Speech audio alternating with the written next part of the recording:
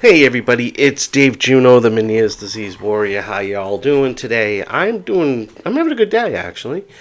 Um, we went and visited my daughter in Connecticut who broke her leg a few weeks ago and had surgery last week. So we went and visited her, spent some time with her.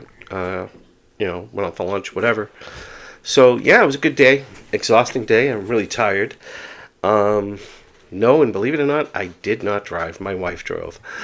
Um, because I just wasn't feeling up to it. And that's good. I was feeling up to visiting. I wasn't feeling up to driving. So, there's nothing wrong with it. I can't push myself to do things all the time.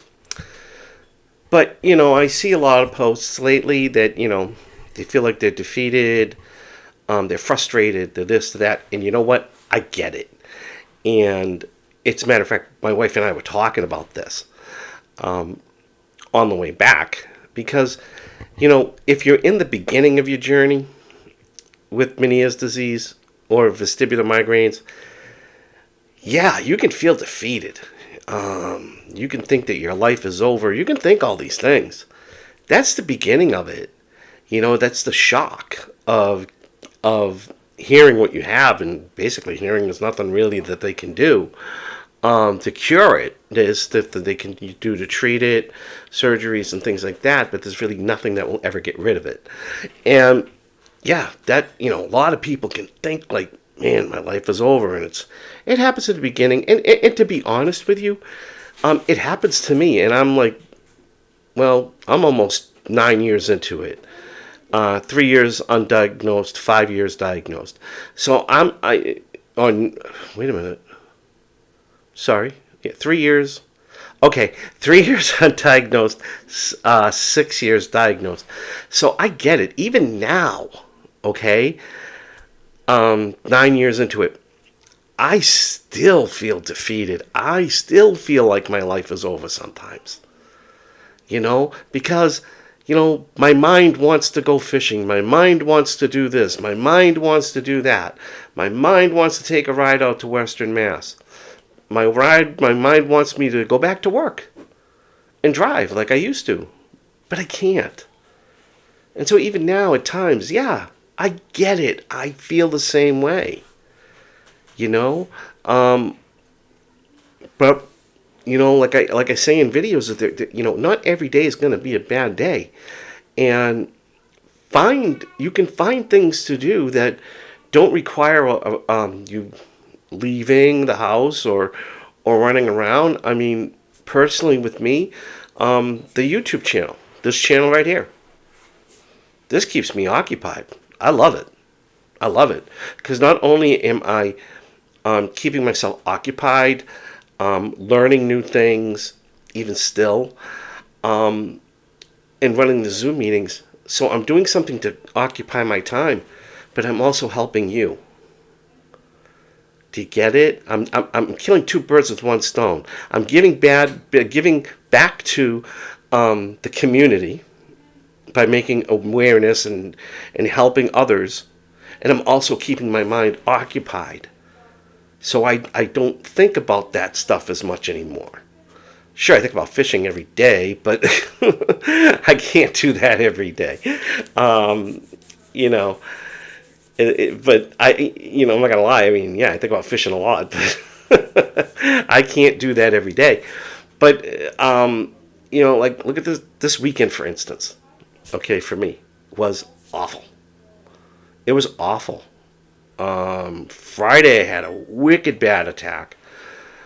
Saturday I didn't feel good. I did push myself to go record Mass, which is down the street. Yesterday I did not feel good at all. I think I slept most of the day. Sunday I didn't feel all that great. Actually, Sunday I didn't feel that good. I slept most of the day. Yesterday I started to feel a little better, but not good enough to go do things. But today I felt good, but not good enough to drive. So, was I home a lot? Yeah.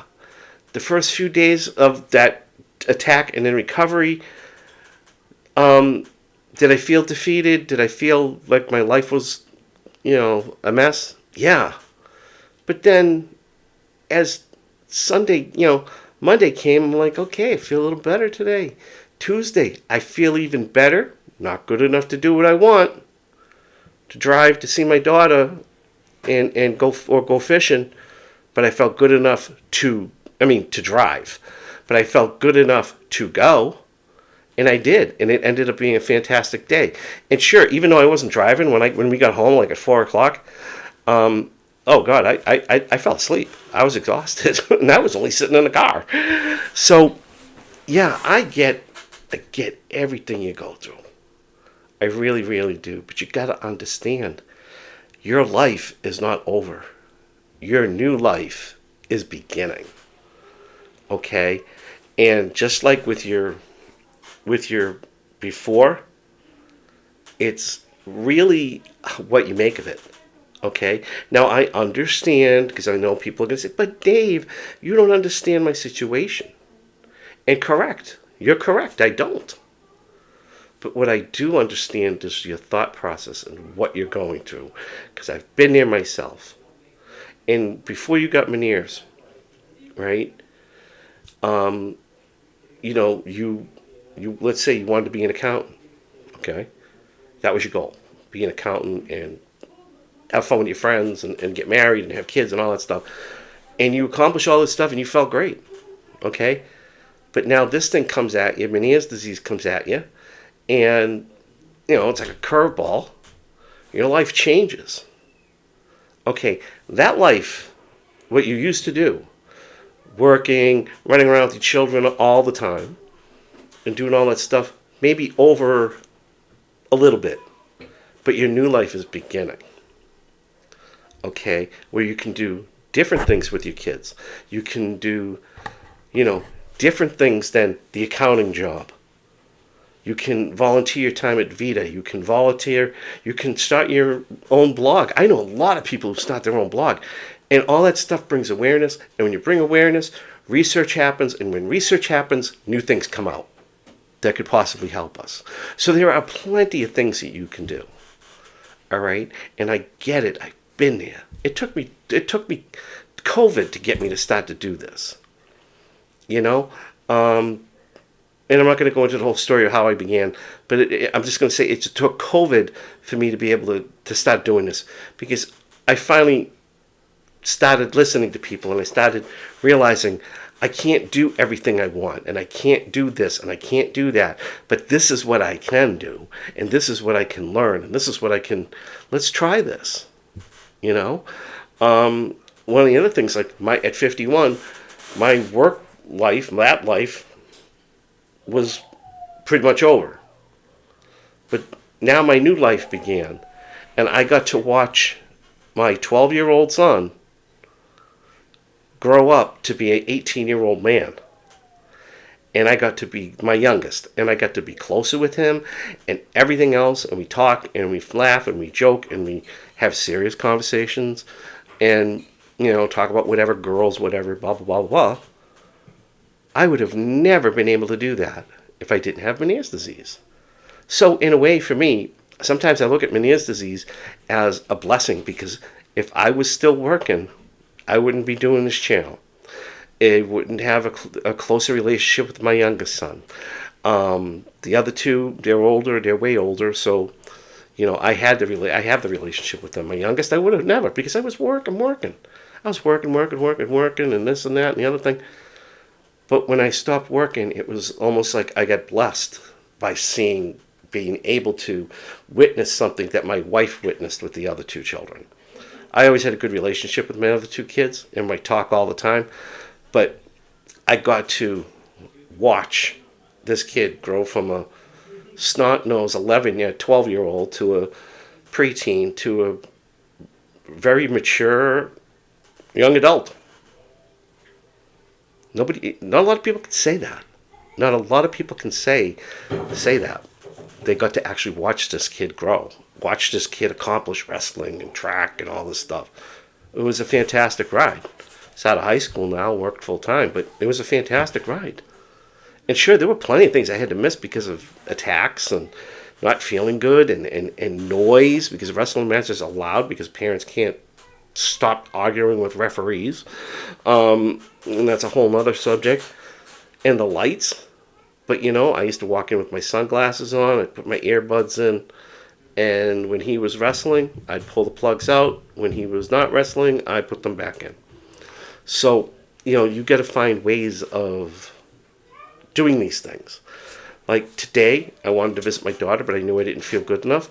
My wife said, well, David's home. He can watch his kid. He can, he's home. It's his day off. He can, take care of his own kids, and let's go.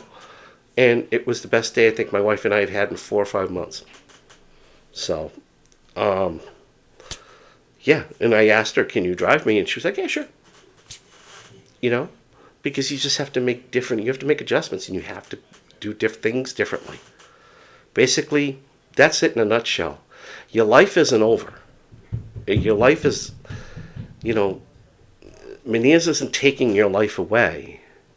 You just have to find a new way to live that life. And that's it. So, video is about 11 minutes long. I'm going to end it. Hope you guys all have a great day, great night. See you the next time. And yes, better days are coming. Take care. Have a good one. Oh, as my grandson Sam would say, woo! Talk to you later. Bye.